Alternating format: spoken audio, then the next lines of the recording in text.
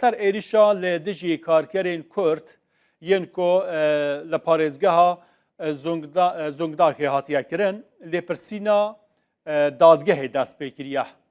Wezîrê Dadeyê Tirkiyê Gürlek şeva derbasbûyê bi daxuyaniyeke ragihand ku ji bo tespîtkirin û destnîşankirina hûrgiliyên vê êrişa ku hatiye kirin li ser karkerên werzişî yên Şernexê lêpirsîneke dadgehê wan dest pê kiriye lêpirsînên hûr dest pê kirine. Van karkeran ku ji bo komkirina findiqan ev çûbûne bajarokê Alaplê ku dikeve ser parêzgeha Zongildakê li Tirkiye jaliyê komeke kesan ve rastî êrişeke tund hatibûn. Bice Gürlek destnîşan kiriye ku dozgeriya giştî hûrgiliyên vê mijarê lêkolîn dike lêpirsînê dike rêkarên pêwîst jî hatine girtin.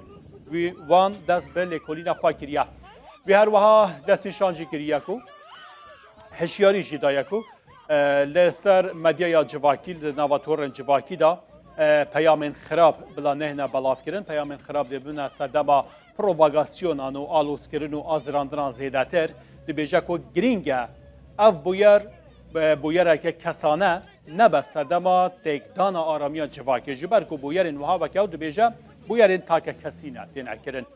Wezîr her wiha terkez kiriye ku parastina maf û ewlehiya hemû welatiyan debin garantiya dewletê da ye.